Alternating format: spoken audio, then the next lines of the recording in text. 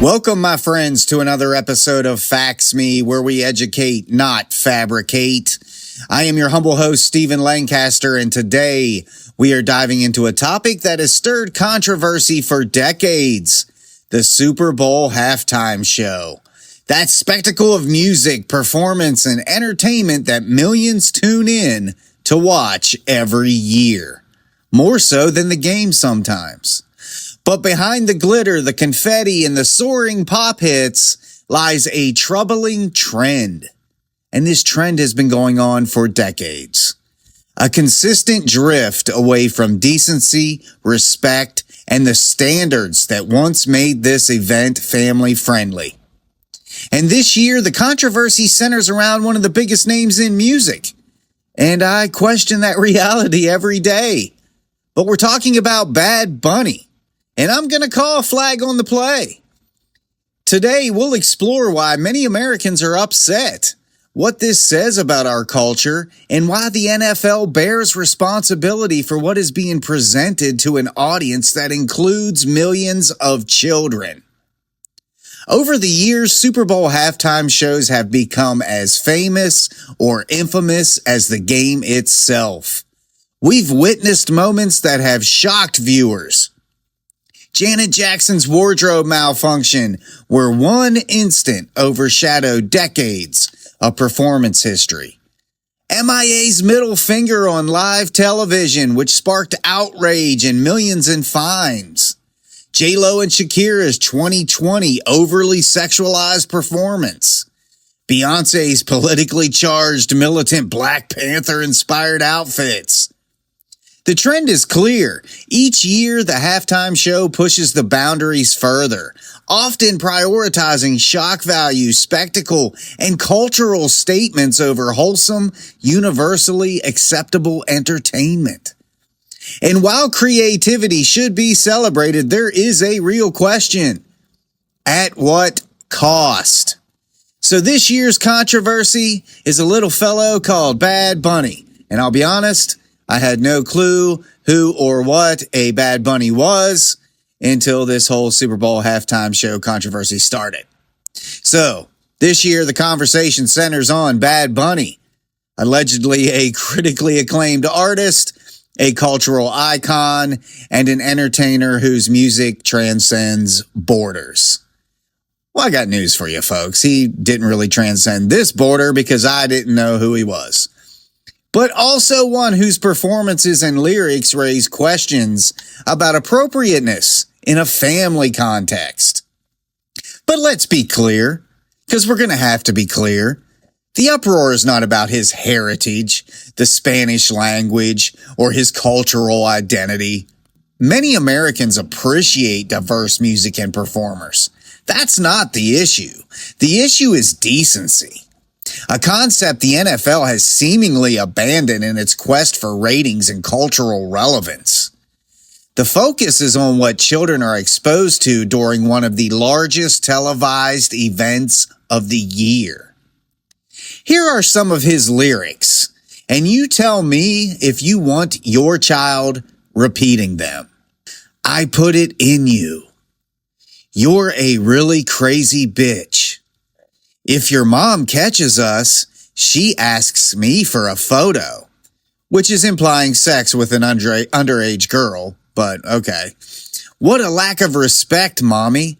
How dare you come without panties? You know I like them bigger. Can't even fit them in my mouth. Jesus. Bad Bunny's lyrics often objectify women, reducing them to mere sexual objects. That's not a great role model for our children to be exposed to. And where are all of you feminists? Where are all of the women's rights people right now? Are you guys okay with this? And here's another thing. Bad Bunny isn't gay. He just likes to act like he's gay. He uses queer baiting all the time to garner an audience. He kisses his male dancers on stage. He dresses in drag. Again, there is nothing wrong with a person expressing themselves and keeping their sexuality a private, at-home issue, but that isn't stuff I want my grandchildren seeing. I personally don't care how people live or who they choose to love, but I do care what children see. The Sunday Game is a male-driven, predominantly white audience. None of this makes any sense other than to bait other cultures and races into the big money-making machine known as the NFL. So the real reason decent Americans don't want Bad Bunny performing at the halftime show is not due to race or culture, but simply due to what he represents and what he says. 15.4 million children are watching. It's simply not appropriate, and it speaks volumes as to the true heart of those who hold the keys to the NFL. They don't care. They just want the money. For me personally, I will be tuning into Turning Point USA's halftime show for the wholesome, American-made Christian entertainment, and I personally hope the NFL takes a huge hit for it. But we need to consider the audience of the Super Bowl. Historically, approximately 65% of Super Bowl viewers are white, and millions of those viewers fall into the 12 to 17 age range. That's roughly 15.4 million children tuning into the Super Bowl each year. These are formative minds, watching not just the game, but the spectacle that surrounds it. And yet the NFL increasingly prioritizes expanding its audience to younger, more diverse demographics, often at the expense of content that aligns with the values of its existing viewership. It makes no sense to me. You know who your audience is, yet you cater to the complete opposite. The Super Bowl is a financial machine, and the halftime show is a centerpiece of revenue, advertising, and marketing. That is understandable from a business standpoint, but business decisions do not absolve the NFL of responsibility for what impressionable audiences are exposed to. Like we said, Bad Bunny's lyrics and performances are bold, expressive, and unapologetically sexualized. To illustrate, here's some examples of his work. He repeatedly objectifies women.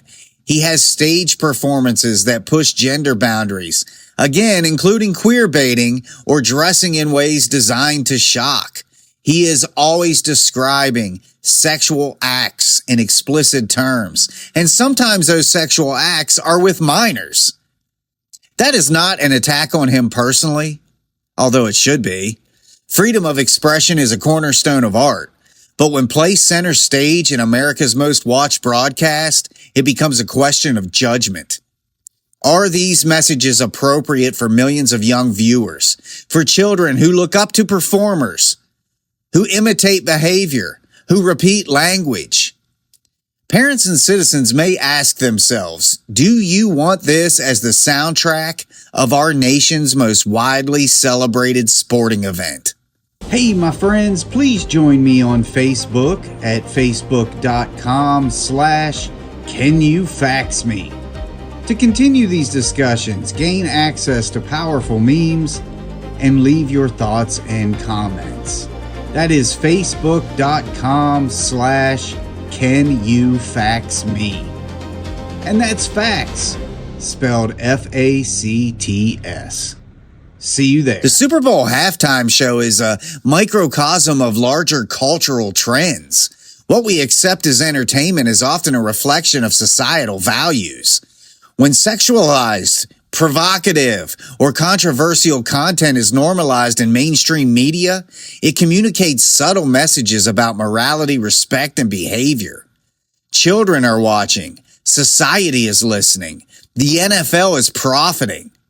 This is not about censorship. It's about accountability. Entertainment platforms, media networks, and event organizers have a responsibility to balance artistic freedom with ethical responsibility, especially when a young audience is present. So why are decent Americans upset about Bad Bunny performing at the Super Bowl? Again, it's not race, it's not language, it's not culture, it is decency and the obligation to protect children and maintain standards in an event that is broadcast into millions of homes. The NFL has a choice. Continue chasing ratings through shock and being provocative, or recognize the power it wields and prioritize responsibility, decency, and family-friendly entertainment. For my part, I will continue to watch selectively. I will hold media accountable and advocate for content that reflects values of respect, morality, and consideration for the next generation. And this is bigger than the Super Bowl. This is everywhere. At least with the Super Bowl, we as responsible adults can choose whether or not to turn the television off. But what about everywhere else? What about everything else that is indecent in this country? Let me be absolutely clear. Something is being stolen from American families right in front of our eyes. And it's not money, it's not land, it's not even elections. It's culture, it's innocence, and it's unity. There was a time not long ago when an entire nation could sit down around one television and watch the same thing together. No fear, no censorship filter, no political indoctrination hidden in the halftime show, just entertainment. Look at the Oscars. Let's start with the crown jewel of Hollywood illusion, the Oscars. You remember what it used to feel like? Your family actually looked forward to it. It was a cultural holiday. Class, dignity, legends shaking hands, movie magic. Now, it's not an award show. It's a political hostage situation masquerading as entertainment. Actors who live in $20 million mansions behind private gates step on stage and shame Americans for having an opinion. They cry on command about oppression while wearing diamonds that could feed a small country. They don't thank their fans anymore. They issue political threats. They don't celebrate film. They campaign. The entire show is now a sermon, and you are expected to repent. That's why the ratings collapsed. Families didn't stop watching because they lost interest. They stopped watching because Hollywood turned celebration into humiliation. And worst of all, they think they're morally superior for doing it. Let's take MTV, the VMAs, the Video Music Awards. It didn't collapse, it mutated. They stopped selling music and started selling moral corrosion. This used to be where legends were made. Now it's where innocence is slaughtered. That is not rebellion. That is not art. This is corporate engineered shock programming designed to desensitize children to chaos. The goal is simple. Make purity look boring. Make degeneracy look empowering. There was a time you watched because the music was historic. Now you only hear about it because the scandal is pornographic. They're not competing for Grammys. They're competing for viral corruption. This isn't culture. It's psychological warfare with lights and choreography. And here's the truth nobody says. It's not getting worse by accident. It's getting worse on purpose. Look at the holidays. The holiday hijack, as I call it, the Macy's Day Parade and Christmas specials. They didn't just target Hollywood. They didn't just target sports.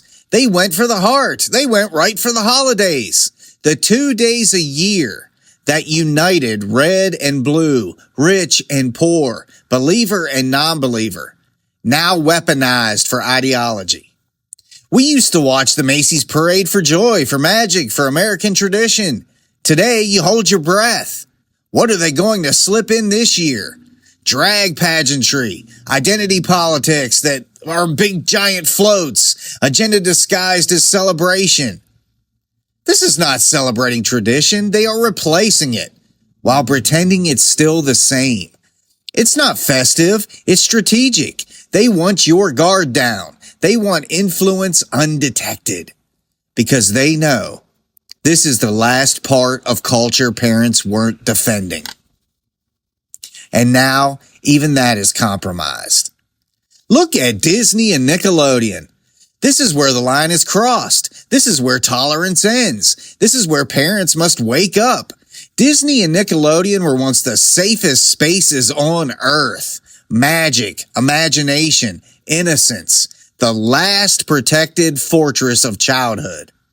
Now, they are Trojan horses.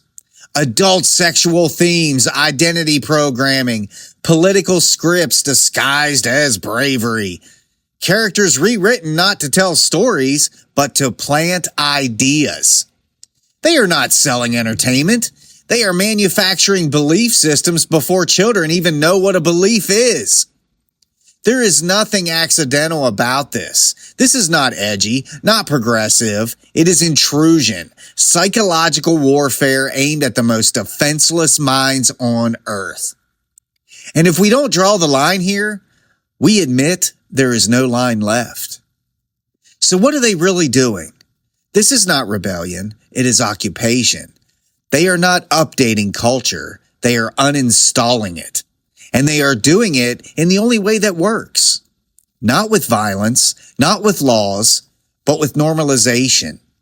They know something most people don't. If you can reshape what a child laughs at, sings to, celebrates, and expects, you don't need their vote. You already own their future. This is not chaos. It is strategy. And it only succeeds when fathers, mothers, leaders remain silent. But you have to take it back. A father does not ask permission to protect his home.